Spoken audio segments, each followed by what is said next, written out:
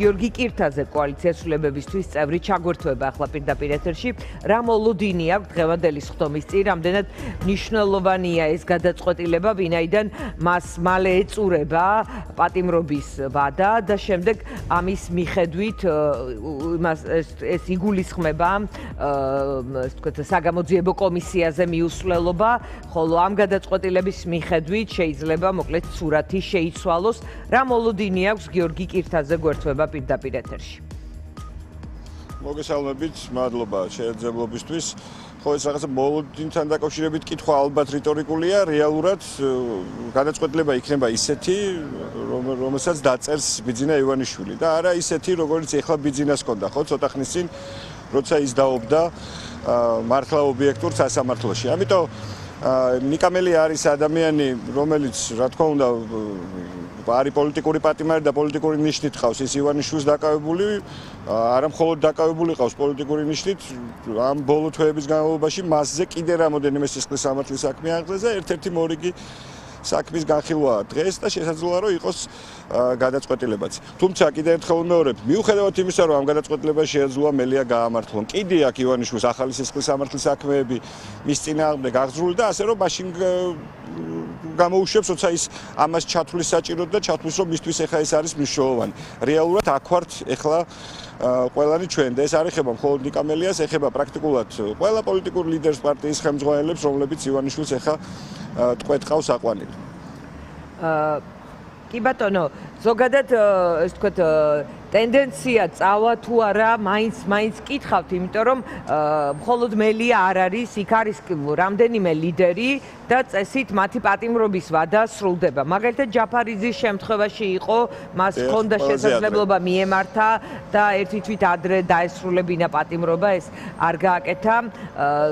ზოგადად ფიქრობ თუ არა, რომ რაღაცნაირად მიუხედავად იმისა, რომ ბოლოსკენ მიდის ეს ვადები, მათ თავზე ახალი საქმეების დაკიდებაც გარკვეულწილად ხელისუფლების მხრიდან რაღაც მძევლობის ახალი ეტაპის დაწყება შეიძლება ჩაითვალოს, ანუ აი ამ ახალ საქმეებზეც კითხავთ, ბარემ მიუხედავად იმისა, რომ პატიმრობა ამ კონკრეტულ შემთხვევაში არ არის მოთხოვნილი.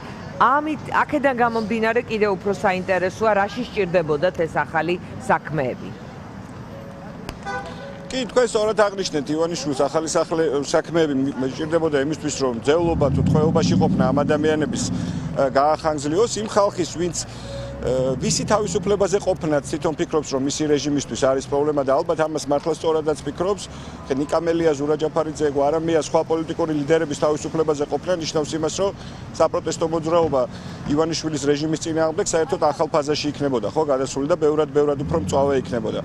ოღონდ ეს გვესმის ყველას და ესმის იმ ხალხს, ვინც ეხა ივანიშვილის ტყვეობაშია, ეს არ იყო ხელშეწირვა, ხო, რაც მათ გააკეთეს, ეს არის ბრძოლის გეგმა და სტრატეგია მათ შორის, როცა არ თანამშრომლობა და წინააღმდეგობა რეჟიმთან არის მნიშვნელოვანი და მაგალითი უნდა მისცე ამ ქვეყანაში მაცხოვრებელ უამრავ ადამიანს საკუთარი ბრძოლითაც და ამის შედეგია ის, რომ ისინი დღეს ივანიშვილს ყავს ტყვეობაში. რაც შეეხება იმას, რა მოხდება ჯაფარას შემთხვევაში თუ ასევე ნიკას თუ სხვა პოლიტიკური ლიდერების შემთხვევაში ეს მალე გამოჩნდება, სწორი პასუხი იქნებოდა ალბათ გვეთქვა, რომ თუ არ მოგვეწონება სასამართლოს გადაწყვეტილება სააპელაციოში გავასაჩივრებთო, მაგრამ ალბათ თქვენც და ჩვენს მაყურებელსაც გაიღიმება ახლა ამ ტიპის განცხადება რომ გავაკეთოთ, დანარჩენი ვნახოთ. ბრძოლა არის გასაგრძელებელი, ლიდერები იბრძვიან ციხეში იმ ფორმით, რა ფორმითაც ისინი ახლა არიან და წინააღმდეგობით რეჟიმთან, გარეთ ასევე ქუჩის საპროტესტო აქციები გრძელდება, არავის ყურები არ ჩამოუყრია და შიში, რომელიც ეგონა ივანიშვილს, მისი მთავარი მოკავშირე, რომელთაც გადატეხავდა პროტესტს ამ ქვეყანაში, ფაქტია, რომ არ მუშაობს. დანარჩენი ვნახოთ, ბრძოლა არის გასაგრძელებელი და მჯერა, რომ იმდენად ბევრი ვარ ჩვენ, რომ ამ ბრძოლას აუცილებლად მივიყვანთ ბოლომდე. კი ბატონო, მადლობა, მე გაგიშვებთ, იმიტომ რომ ვიცი, რომ თქვენ გინდათ რომ დაესწროთ ასევე არა მხოლოდ ნიკამელიას, ასევე უნდა ვთქვათ, რომ დღეს სხვა მეგობრების ნახვა, მოკლედ თუ გვინდა, აქ უნდა მოვიდეთ, როგორც წესი, უამრავი ადამიანის პროცესია დღეს, სოტემირ ცხოველაძის, ლუკა ჭოხონელიძეს, სხვების, აი გუშინ წინ დაკავებული ადამიანების პოლიტიკურ ლიდერებთან ერთად ყველა აქტიური ადამიანი ხდება სამწუხაროდ ივანიშვილის რაღაც ამ რეპრესიების მსხვერპლი და ამ ხალხის პროცესის მიმდინარეობს პარალელურ რეჟიმში ახლა სასამართლოში. კი ბატონო, მადლობა, მაგრამ აქვე ბარემ კითხავთ მაშინ გიორგი, ივანიშვილი ამ პროსასამართლო დავებს და ზოგადად ამ პროცესს უკავშირებს დასავლეთის მიმართ მის მიერ პერსონალურ წნეხს, რაღაც ავაზაკური მეთოდებით, ფინანსების გამოყენებით და მიუხედავად იმისა, რომ ის იგებს ამ პროცესებს. კიდევ ერთხელ რომ განმარტოთ, ავაზაკური რეკეტი, მოკლედ და პრობლემების შექმნა. ანუ მოგება კი არა, ალბათ თავარია მისთვის ახლა ამ მოგებას მოყვეს ამ ფულის დაბრუნება, რომელსაც ის უკავშირებს, რომ აჭიანურებენ სპეციალურად იმის გამო, რომ მას პერსონალურად ან საქართველოს ხელისუფლება, ვთქვათ, ისე არ იქცევა. მოკლედ პოლიტიკურ კონტექსტს უკავშირებს აი ამ რამდენიმე ასეული მილიონის ბედს. ამაზე რა სიტყვით, მიუხედავად მოგებისა, ალბათ ეს ტრენდი გაგრძელდება მათი მხრიდან. ფაქტია, რომ ივანიშვილმა თავის ფულს გადაგვაყოლა, ხო?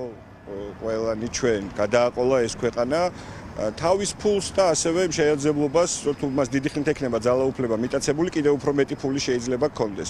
ჩვენ ვნახეთ ასევე მისი მინისტრების სახლებში ამოღებული ოქროს ზოდები და ზოგადად ივანიშვილის ამ რუსული რეჟიმის იდეოლოგია თავი და ბოლომდე დგას ამაზე. შეაგროვონ, რაც შეიძლება მეტი ქონება, მეტი ოქროს ზოდი ქონდეთ სახლში. სიმართლე გითხრათ, რა ვიცი, მიხარია, კარგია თუ ბოლო-ბოლო იმ ფულს, რომელსაც გადაგვაყოლა ივანიშვილმა დაუბრუნებენ, თუ იმ შემთხვევაში თუ ბოლო-ბოლო ჩვენ დაგვანებებს თავს და ამ ქვეყანას მისცემს ნორმალური ცხოვრების საშუალებას, მაგრამ რა ვიცი, დანარჩენი ალბათ ვნახოთ. მე ერთი ვიცი, რომ ივანიშვილის ნება-სურვილის მიხედვით კი არ უნდა მოქმედებდეთ ჩვენ და კი არ უნდა ცხოვრობდეთ, არამედ იმის მიხედვით რა მიგვაჩნია სწორად.